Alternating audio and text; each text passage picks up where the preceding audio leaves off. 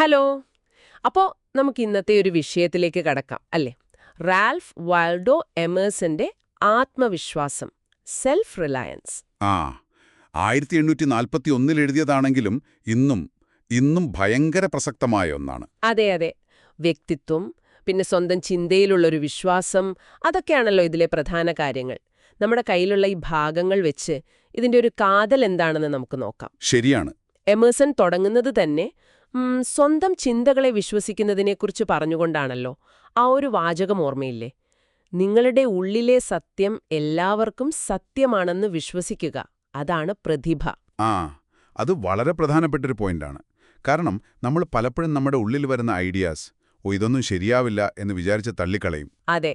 എന്നിട്ട് പിന്നെ വേറെ ആരെങ്കിലും അത് വലിയ സംഭവമായി പറയുമ്പോൾ നമ്മൾ അത്ഭുതപ്പെടും, അല്ലേ? കൃത്യം, അതാണ് സംഭവിക്കുന്നത്. പിന്നെ സമൂഹം എപ്പോഴും നമ്മളെ ഒരു അച്ചിൽ വാർക്കാൻ നോക്കിക്കൊണ്ടിരിക്കും, മറ്റുള്ളവരെ പോലെയാകാൻ. ശരിയാണ്. അതുകൊണ്ടാണ് എമേഴ്സൺ പറയുന്നത്, യഥാർത്ഥ മനുഷ്യനാകണമെങ്കിൽ നിങ്ങളൊരു അനുരൂപനല്ലാത്തവനായിരിക്കണം, ഒരു നോൺ കൺഫോമിസ്റ്റ്. അതായത് മറ്റുള്ളവരെന്തു പറയുന്നു എന്നതിനേക്കാൾ സ്വന്തം മനസാക്ഷിക്ക് പ്രാധാന്യം കൊടുക്കണം. അതെ, നിങ്ങളുടെ ഉള്ളിലെ ശരി, അതാണ് പ്രാധാന്യം. സമൂഹം പറയുന്ന നല്ലത്, ചീത്തത് എന്ന ലേബലുകൾ, അതിനപ്പുറം പോകണം. ആ ഒരു ധൈര്യം വേണം. അപ്പൊ സമൂഹം എന്ത് വിചാരിക്കും എന്ന പേടി, അത് മാറ്റിവെക്കണം എന്നാണ് അദ്ദേഹം ഇത്ര ശക്തമായി പറയുന്നത്. ഈ ആശയം അനുകരണത്തെക്കുറിച്ചുള്ള അദ്ദേഹത്തിന്റെ കാഴ്ചപ്പാടുമായി എങ്ങനെയാ ഒത്തുപോകുന്നത്? കാരണം അനുകരണത്തെ അദ്ദേഹം ആത്മഹത്യ എന്നാണല്ലോ വിളിച്ചത്. അത് കുറച്ച് കടുപ്പല്ലേ? വാക്ക് കുറച്ച് കടുപ്പമാണ്, ശരിയാണ്. പക്ഷേ അതിന്റെ പിന്നിലെ ആശയം നോക്കണം. ഓരോ വ്യക്തിക്കും അവരുടേതായ ഒരു തനിമയുണ്ട്, കഴിവുകളുണ്ട്. അപ്പോ നമ്മൾ വേറൊരാളെ അന്ധമായി കോപ്പിയടിക്കാൻ നോക്കുമ്പോൾ നമ്മുടെ സ്വന്തം വ്യക്തിത്വത്തെയാണ് നമ്മൾ ഇല്ലാതാക്കുന്നത്. അതാണ് ആത്മഹത്യ എന്നതുകൊണ്ട് ഉദ്ദേശിക്കുന്നത്. ഓക്കെ. മറ്റുള്ളവരുടെ നേട്ടങ്ങളിൽ അസൂയപ്പെടുന്നത് പോലും അറിവില്ലായ്മയാണെന്നും പറയുന്നുണ്ടല്ലോ. അതെ, കാരണം ഓരോരുത്തർക്കും അവരുടേതായ സാധ്യതകളുണ്ട്. അത് തിരിച്ചറിയാതെ മറ്റുള്ളവരെ നോക്കിയിരുന്നിട്ട് കാര്യമില്ല. ഈ പറഞ്ഞ മോസസ്, പ്ലേറ്റോ, മിൽട്ടൺ, ഇവരൊക്കെ പാരമ്പര്യങ്ങളെ അന്ധമായി പിന്തുടർന്നവരല്ല. അവർ സ്വന്തം ചിന്തകൾ, സ്വന്തം വഴികളാണ് ലോകത്തോട് പറഞ്ഞത്. അതാണ് പ്രധാനം. അവരവരുടെ വഴി കണ്ടെത്തുക, സ്വന്തം വഴി കണ്ടെത്തുക. പക്ഷേ നമ്മളെപ്പോഴും ഒരു സ്ഥിരത കാണിക്കാൻ ശ്രമിക്കാറില്ലേ? ഒരേപോലെ പെരുമാറാൻ, ചിന്തിക്കാൻ. അതിനെക്കുറിച്ചും പറയുന്നുണ്ട്.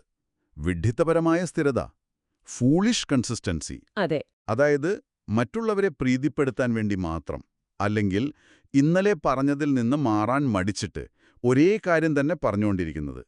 അതിനെ എമേഴ്സൺ വിളിക്കുന്നത് ചെറിയ മനസ്സുകളുടെ ഭൂതമെന്നാണ്. ഹോബ്ഗോബ്ലിൻ ഓഫ് ലിറ്റിൽ മൈൻഡ്സ്. ഹോബ്ഗോബ്ലിൻ കൊള്ളാം. വലിയ ചിന്തകൾക്ക്, വലിയ ആത്മാക്കൾക്ക് എപ്പോഴും വളർച്ചയുണ്ടാവും. ഇന്നത്തെ സത്യം ഇന്നു പറയുക, നാളത്തെ സത്യം നാളെ പറയുക. അത് ഇന്നലത്തേൽ നിന്ന് വ്യത്യസ്തമാണെങ്കിൽ പോലും അതിലൊരു തെറ്റുമില്ല.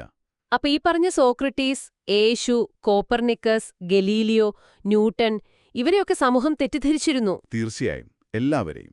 അതുകൊണ്ടാണ് എമേഴ്സൺ ആ നിഗമനത്തിലെത്തുന്നത്. മഹാനായിരിക്കുക എന്നാൽ തെറ്റിദ്ധരിക്കപ്പെടുക എന്നത്. To be great is to be misunderstood. അത് വളരെ ശരിയാണ്. സമൂഹം എപ്പോഴും വ്യക്തിത്വത്തെ ഇല്ലാതാക്കാൻ ശ്രമിക്കുന്നു എന്ന നിരീക്ഷണം ഓർപ്പുപോകുന്നു. Society everywhere is in conspiracy against the manhood of every one of its members. അതെ, സമൂഹത്തിന് വേണ്ടത് പേരുകളാണ്, ആചാരങ്ങളാണ്, അല്ലാതെ പുതിയ ചിന്തകളോ സൃഷ്ടാക്കളെയോ അല്ല.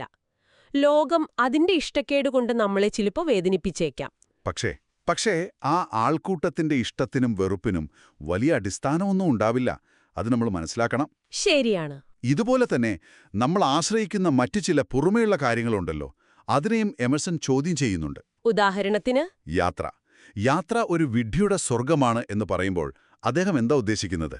നമ്മൾ സ്ഥലം മാറിയതുകൊണ്ട് മാത്രം നമ്മളെ ഉള്ളിലെ പ്രശ്നങ്ങൾ മാറില്ല.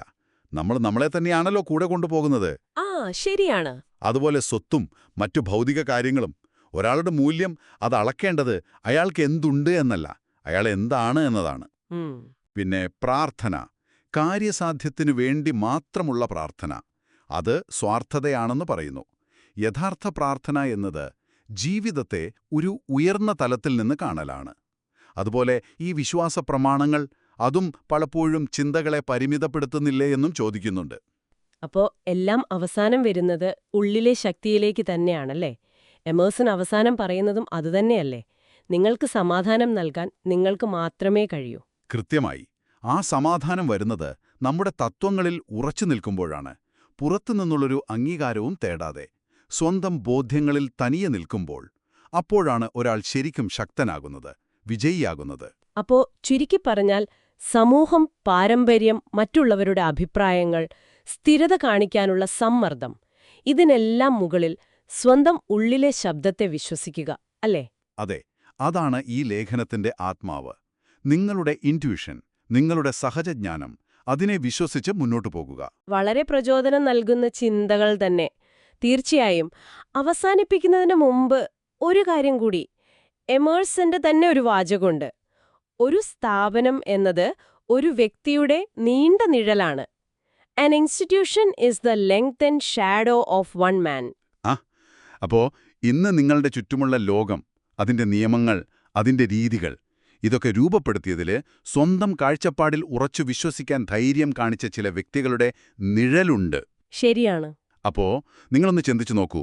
സ്വന്തം ഉൾക്കാഴ്ചയെ, സ്വന്തം ആത്മവിശ്വാസത്തെ മുറുകെ പിടിച്ചാൽ നിങ്ങൾക്ക് ഈ ലോകത്ത് എന്ത് തരത്തിലുള്ള നിഴൽ വീഴ്ത്താൻ സാധിക്കും? അതൊരു നല്ല ചിന്തയാണ്, അല്ലേ?